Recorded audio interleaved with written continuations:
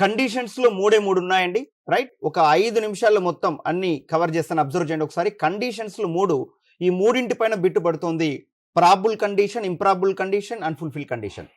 Probable కండిషన్లో if క్లాజ్లో ఎలా ఉంటే మెయిన్ క్లాజ్లో ఎలా ఉంటుంది, ఇంప్రాబుల్ కండిషన్లో ఇఫ్ క్లాజ్లో ఎలా ఉంటే మెయిన్ క్లాజ్లో ఎలా ఉంటుంది, అన్ఫుల్ఫిల్ కండిషన్లో ఇఫ్ క్లాజ్లో వర్బ్ ఎలా ఉంటే మెయిన్ క్లాజ్లో ఎలా ఉంటుంది అనేది చూసుకోండి ఒకసారి. దీనిపైన బిట్టు మనకు పడుతుంది. సో నెక్స్ట్ వన్ అబ్జర్వ్ చేస్తే active voice, passive voice, direct indirect. ఈ రెండు కూడా చాలా చాలా ఇంపార్టెంట్ టాపిక్లు. ప్రతిసారి బిట్ అనేది 100% ఈ రెండు ఏరియాస్ నుంచి ఇవ్వడం జరుగుతుంది. చాలా ఈజీగా తెలుసుకోవచ్చు. ఫస్ట్ యాక్టివ్ వాయిస్ నుంచి పాసివ్ వాయిస్కు ఎట్లా మనం మార్చాలి అని చెప్పేటప్పుడు ఒక ఫస్ట్ సబ్జెక్ట్ ఏముంటే ఆబ్జెక్ట్ ఏమవుతుంది చెక్ చేసుకోండి. ఐ అనేది ఉంటే ఐ ఉంటే మీ అని, ఉయ్ ఉంటే అజ్ అని, యు ఉంటే యువే అవుతుంది, షీకి హర్ అవుతుంది, హీకి హిమ్ అవుతుంది, ఇట్టుకు ఇట్టు అవుతుంది, దేకి దెమ్ అవుతుంది. అదేవిధంగా పేరు ఏదైనా వచ్చిందనుకో అదే పేరు ఆబ్జెక్ట్ ప్లేస్లో వస్తుంది. ఫస్ట్ సబ్జెక్టు ఆబ్జెక్టు చేంజెస్ ఉండాలి యాక్టివ్ వాయిస్ నుంచి పాసివ్ వాయిస్లోకి మార్చేటప్పుడు.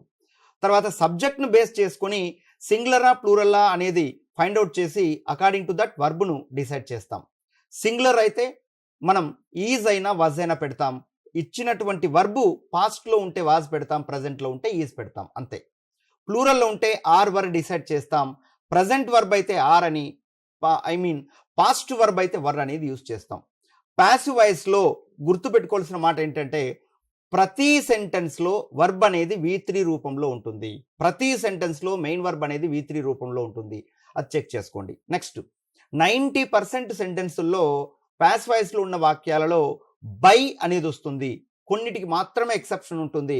90% సెంటెన్సుల్లో బై అనేది పాసివ్ వాయిస్లో మీకు కనబడుతూ ఉంటుంది యాక్టివ్ వాయిస్ నుంచి పాసివ్ వాయిస్కు.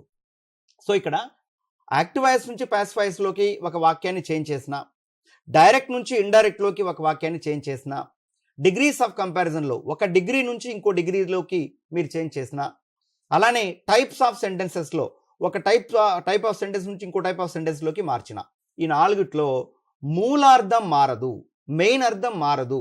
ఓకేనా? ఈ పాయింట్ గుర్తుపెట్టుకోండి.